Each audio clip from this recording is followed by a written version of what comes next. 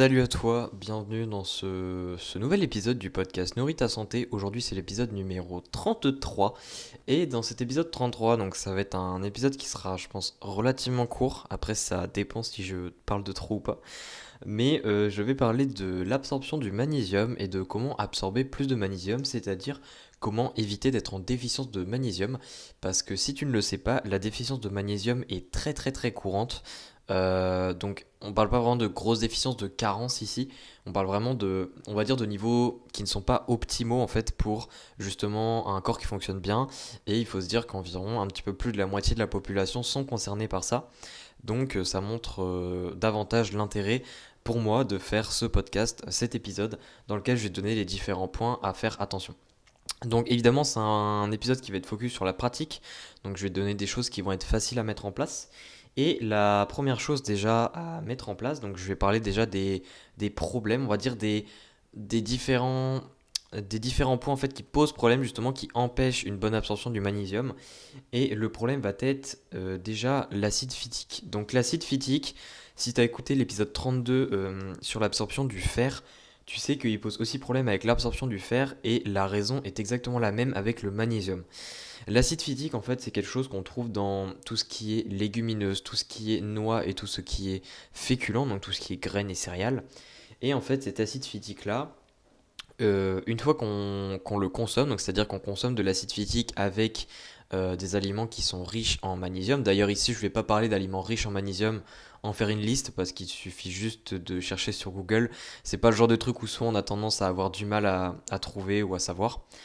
Bah, en fait, si tu consommes de l'acide phytique, à savoir que ça dépend de la dose, c'est-à-dire plus on en consomme et plus il va poser problème, eh bien ça va créer en fait des complexes qui sont insolubles dans notre corps lors de la digestion. Et ça veut tout simplement dire que en fait, quand ces complexes insolubles sont formés avec l'acide phytique, donc entre l'acide phytique et le magnésium n'est plus absorbé correctement, voire plus du tout. Donc ça peut poser vraiment un gros problème. Donc ça c'est le premier point. Deuxième point qui pose problème, ce sont les oxalates qu'on appelle ça.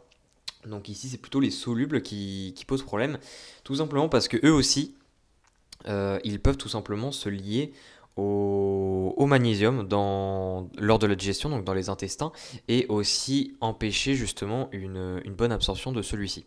Donc c'est pareil, les oxalates se trouvent pas mal dans les légumes, notamment les légumes. Donc c'est un double problème on va dire avec l'acide phytique.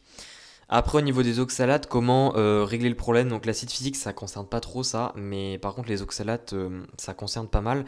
C'est la cuisson. C'est-à-dire que si tu cuis, par exemple, les épinards qui sont riches à la fois en acide phytique et aussi en oxalates, mais qui justement ont des bons taux de magnésium, donc c'est un petit peu trois points, on va dire, qui sont paradoxales en quelque sorte. Eh bien, si tu fais cuire justement ces épinards, que tu les bous, tu vois, eh bien ça enlève environ 50% des oxalates. Donc c'est pas du tout négligeable euh, à faire en fait. Donc la cuisson évidemment empêche un petit peu les oxalates de faire leur effet et du coup en d'autres termes faire cuire ces légumes par exemple souvent permet une meilleure absorption du magnésium. Même si oui la cuisson effectivement si on cuit vraiment trop fort et trop long ça peut empêcher juste, enfin ça peut dégrader justement les nutriments. Mais ça encore une fois c'est de la sur optimisation et on n'est pas ici pour ça. Donc ça c'était le deuxième point, c'était les oxalates. Ensuite un troisième point où il faut faire attention c'est tout simplement la dose. C'est-à-dire que si tu consommes énormément de magnésium en même temps, tu vas de moins en moins en absorber. C'est-à-dire que si tu consommes peu de magnésium dans un repas, il y a une grande partie de ce magnésium que tu vas absorber parce que ton corps, il y aura tout simplement une petite portion. Par contre, si tu consommes beaucoup de magnésium d'un coup, ici je parle aussi pour les suppléments, ça marche un petit peu pareil. Si tu consommes trop de magnésium d'un coup, en fait, l'absorption va diminuer au fur et à mesure que la quantité augmente, dans évidemment un laps de temps restreint. Donc ça c'est le troisième point qui concerne quand même pas vraiment l'alimentation elle-même parce qu'on n'a pas tendance, évidemment vu qu'on manque de magnésium souvent, c'est rare qu'on ait des repas entre guillemets trop riches en magnésium pour que c'est vraiment un effet là-dessus. Mais je tenais quand même à le dire. Donc le quatrième point que je voulais dire, après il y aura un cinquième, et là on est vraiment dans ceux on va dire qui peuvent poser problème, c'est s'il y a vraiment de trop grosses doses de calcium ou de phosphore dans le même repas.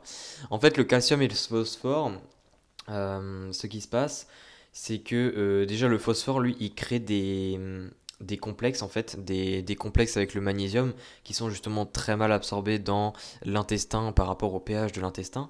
Et le calcium, lui, en fait, le calcium et le magnésium sont antagonistes, c'est-à-dire qu'ils s'opposent sur beaucoup d'actions. Et donc le calcium, lui, en fait, souvent, en fait, du coup, il a des récepteurs, c'est-à-dire là où le magnésium, il est absorbé dans nos intestins, etc., pour que notre corps puisse justement qu'on puisse en avoir dans le sang et l'utiliser. En d'autres termes, c'est en quelque sorte le pont qui mène le magnésium justement dans la circulation sanguine. Et bien souvent le calcium partage ces ponts avec le magnésium parce qu'ils sont antagonistes. Et donc vu qu'ils ont beaucoup d'actions où ils s'opposent, ça veut dire forcément qu'ils ont différentes choses en fait dans le corps qu'ils ont en commun, parce que sinon ils ne pourraient pas avoir autant d'interférences avec l'autre. Et donc, consommer beaucoup de calcium dans un repas qui est relativement riche en magnésium va faire que le calcium et le magnésium vont à moitié rentrer en compétition, et ça va faire que l'absorption du magnésium va être diminuée. Donc ici, évidemment, on ne parle pas de quantité relativement faible en calcium, c'est-à-dire que si tu consommes 100-200 mg de calcium dans un repas, ça va pas avoir beaucoup d'effet. Mais là où il faut faire attention, c'est peut-être si tu consommes des aliments très très riches en calcium de manière peut-être volontaire, ou même si tu prends des suppléments, ça peut aussi être possible. Donc voilà, et c'est la même chose aussi pour le phosphore. Évidemment, le but c'est pas de rentrer dans de la suroptimisation en mode perfection, mais je dis ça plutôt aussi pour les personnes peut-être qui prennent des suppléments ou qui ont tendance à manger entre guillemets des aliments qu'on mange peu souvent mais qui sont très très riches en un de ces deux nutriments-là.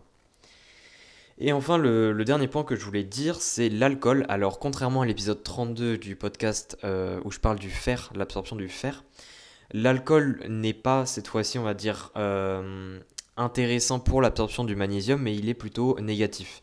Parce qu'en fait, l'alcool, ce qui se passe, c'est que l'alcool a des effets diurétiques, c'est-à-dire qu'on va plus aux toilettes, etc. Et tout simplement, le fait d'aller plus aux toilettes,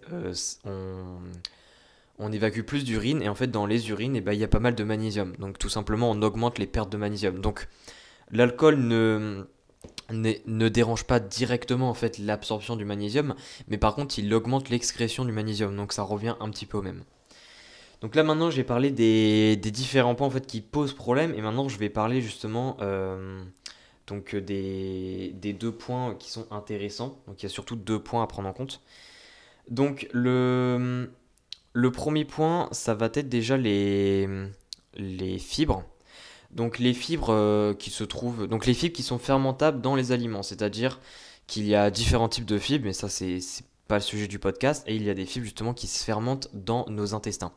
Et bien ces fibres-là justement, qui sont présentes dans les céréales, qui sont présentes aussi dans les légumineuses, également dans les graines, et bien ces fibres-là, lorsqu'elles vont justement être dans l'intestin et elles vont être fermentées, et bien ça va créer en fait ce qu'on appelle des acides gras à chaîne courte, donc aussi connus comme short chain fatty acid, donc SCFA en anglais.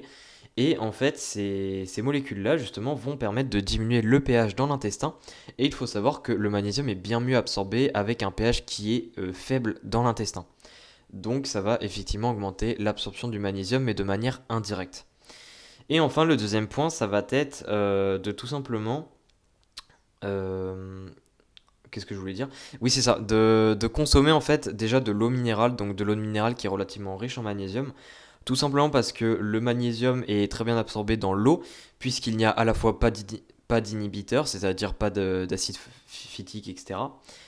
Et également de manger, donc quand tu manges des aliments, enfin des repas riches en magnésium, de manger des repas qui sont plutôt longs à digérer. Tout simplement parce que si le temps de digestion est plus long, eh bien ça va permettre à ton corps d'avoir plus le temps justement d'absorber le magnésium et d'éviter en fait, sans le savoir, d'augmenter les impacts des inhibiteurs que tu auras consommés. Donc ça c'était vraiment les deux points super importants. Et enfin le troisième point que je voulais dire, du coup c'était ça, pour l'absorption du magnésium, ça va être tout simplement de manger des protéines. Alors, pas n'importe quelle protéine, ici on va plutôt s'intéresser aux protéines animales, Tout simplement parce que les protéines animales, comme avec le fer, permettent d'augmenter l'absorption du magnésium. Ici, les mécanismes par rapport aux protéines et au magnésium ne sont pas totalement compris, on ne sait pas vraiment ce qui se passe, mais ça a été vu en tout cas que les protéines animales permettaient d'augmenter l'absorption du magnésium. Par exemple, si tu consommes 145-200 grammes de protéines par jour, évidemment ça c'était dans une étude, donc ça dépend de chacun les besoins en protéines. Donc c'est les mêmes personnes avaient consommé 145-200 grammes de protéines par jour, et bien là ils avaient en moyenne 40% d'absorption de magnésium, alors que s'ils consommaient 45 à 70 grammes de protéines par jour, et bien ils avaient 32% d'absorption de magnésium. Ça paraît pas beaucoup, 8%, mais c'est quand même énorme sur le long terme. Et là, ici, l'étude avait été menée sur 14 jours pour chaque dose. Donc 14 jours à haute dose de protéines, on va dire, et 14 jours à faible dose. Et 8% de différence, c'est vraiment pas négligeable, à savoir qu'encore une fois, avec les différents facteurs qu'on a vus, c'est un petit peu un effet cumulé, c'est-à-dire que ça dépend de ce que tu mets en place, mais l'absorption, tu peux plus ou moins l'augmenter, voire la diminuer. Donc ici, sur le long terme, effectivement, c'est pas du tout négligeable. Donc en fait concrètement pour mettre ça en pratique c'est très simple. Le but c'est pas de plus manger de légumes, des choses comme ça parce qu'il y a de l'acide physique. Encore une fois il y a des légumes comme les épinards qui sont très riches en magnésium et du coup c'est dommage de ne plus en consommer en plus si tu aimes ça. Donc par exemple si tu manges des épinards lors d'un repas, même s'il y a des oxalates et de l'acide phytique, ce que tu dois faire par exemple ce sont ces étapes. Déjà tu cuis les épinards suffisamment longtemps pour que l'oxalate puisse partir, mais pas trop longtemps pour justement faire partir le magnésium, parce que là c'est un petit peu contre-productif. Donc ça c'est la première étape. Ensuite la deuxième étape c'est très simple, tu peux par exemple, je sais pas moi, manger des fruits aussi qui peuvent être riches en magnésium à côté, donc par exemple des kiwis, etc. À savoir que tu peux aussi rajouter des féculents ou des légumineuses qui sont eux aussi riches en magnésium, mais cette fois-ci, l'avantage en fait avec en plus les épinards, c'est qu'il y aura des fibres qui se feront fermenter, et du coup ici ça augmentera l'absorption du magnésium. Et évidemment, à côté de tout ça, tu peux mettre une portion de protéines animales, donc soit par exemple du poisson gras, certains poissons sont aussi un petit peu riches en magnésium, ou alors même de la viande, même s'il y a très peu de magnésium dans la viande, le fait qu'il y ait les protéines va permettre d'augmenter l'absorption. Donc ici c'est très intéressant. Et évidemment à côté de ça le but c'est de limiter l'alcool, de ne pas en consommer de trop. Voilà, encore une fois l'alcool reste avec un ratio bénéfice-risque qui est plutôt négatif. Donc il faut rester raisonnable dans sa consommation. Et puis voilà, donc c'était un exemple parmi d'autres, mais juste pour te dire que le but en fait c'est pas d'être extrémiste avec ces astuces là, c'est juste de tu regardes en fait, tu te dis ok laquelle je vais pouvoir mettre en place, laquelle n'est pas trop difficile. Ici dans les astuces que je t'ai données, le but c'est pas de tout mettre en place. Imaginons tu prends juste déjà plus en compte les protéines, c'est-à-dire de mettre plus de protéines dans tes repas qui sont riches en magnésium, c'est déjà un très bon pas. Encore une fois c'est bien mieux de faire ça que de ne rien faire et juste d'avoir écouté le podcast. Donc voilà, encore une fois le but c'est pas que tu mettes tout ça en place.